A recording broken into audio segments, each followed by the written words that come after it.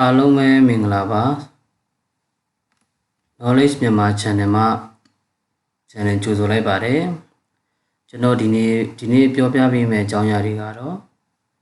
Windows 10မှာပေါ့နော်ဖွင့်လိုက်ရင် Windows နှေးနေတဲ့အတွက်မြန်အောင်ပြုပြင်နေပြီဖြစ်ပါတယ်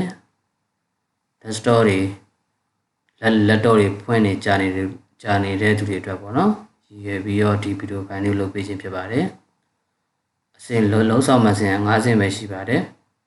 နံပါတ်1အဆင့်ကိုပထမဆုံးသွားပါမယ်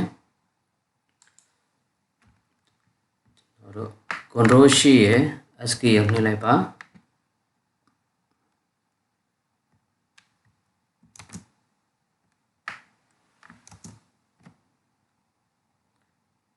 SK ကိုနှိပ်လိုက်ရင်ကျွန်တော်တို့ဒီမှာ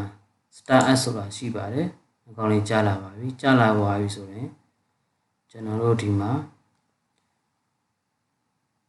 မလို့လဲမသုံးတဲ့ဟာတွေပေါ့နော်အန်ဒီပဲ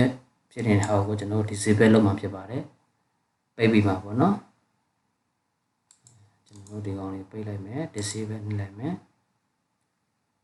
ဒီကောင်လေးကကောင်လေးပေါ့နော် disable ပြန်ထားလိုက်ပါမယ်နော်ဒီမှာကိုမလို့လဲဟာတွေပေါ့နော်မလို့တဲ့ဟာတွေကိုကျွန်တော်တို့ disable လုပ်မှာဖြစ်ပါတယ်ဒါဆိုကျွန်တော် disable လုပ်ထားပါတယ်ပေါ့နော်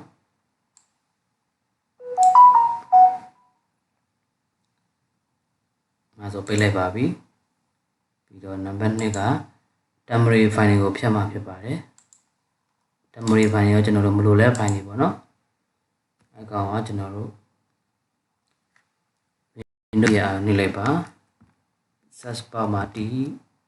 emp10 လို့ရိုက်လိုက်ပါအန်တာခေါက်လိုက်တာနဲ့ကျွန်တော်ဒီလို file တွေရှိပါတယ်အကောင် select off ပေးလိုက်ပါ delete လိုက်ပါ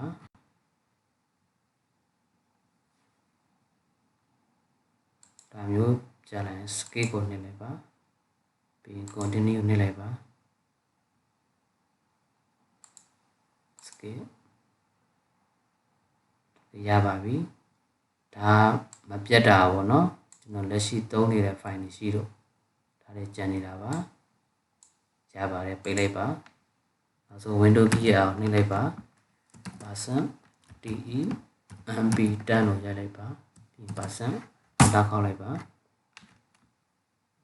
ဒါကို select out ပေးလိုက်ဒီကတော့ဖြတ်ထားပြီးသားဖြစ်မယ် select out ပေးလိုက်ပါ delete လိုက်ပါပေးလိုက်လိုက်ပါအဲဒါဆိုရပါပြီပြီးတော့ကျွန်တော်တို့နံပါတ်3 background edit ပိတ်မှာဖြစ်ပါတယ်အကောင်ကကျွန်တော်တို့ setting လေးကိုတွားမှာဖြစ်ပါတယ် setting ကိုနှိပ်လိုက်ပါနှိပ်ပြီးတော့ရင်ကျွန်တော်တို့ဒီ privacy ကိုနှိပ်လိုက်ပါ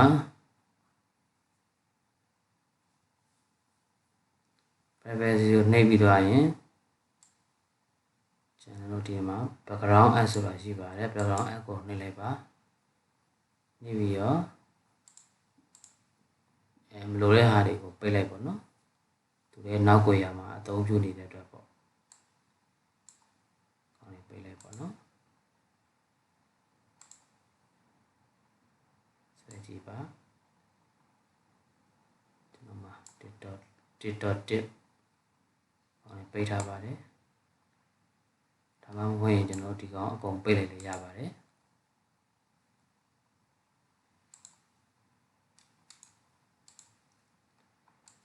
ပြီးတော့ကျွန်တော်တို့နံပါတ်4 battery ရဲ့ effect တွေကို short ပါဖြစ်ပါတယ်ဒီကောင်ကကျွန်တော်တို့ this PC ကို right click နှိပ်လိုက်ပါ property သွားပါ property ထဲမှာကျွန်တော်ဒီမှာ advanced system setting ဆိုတာရှိပါတယ်အဲ့ကောင်နှိပ်လိုက်ပါ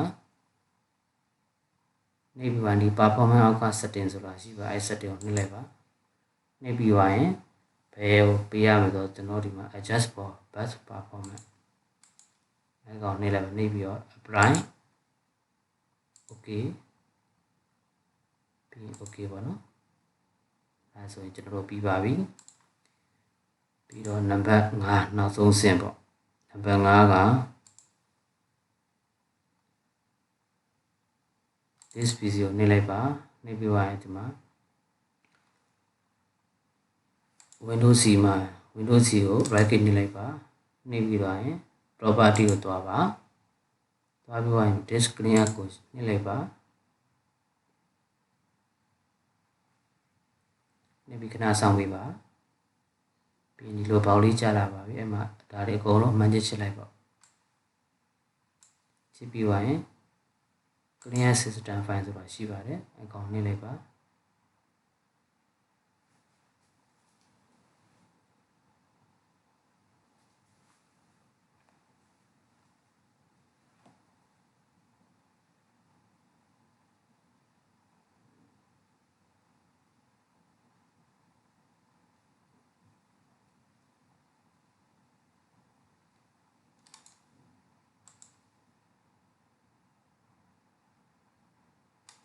နားလေးဆောင်ပြပါနော်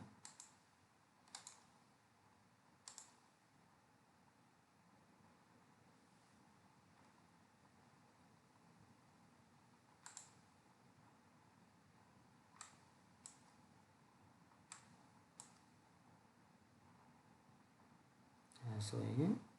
okay ပြလိုက်ပါI issue delete one to permanent delete this file ရတယ်နှိပ်လိုက်ပါ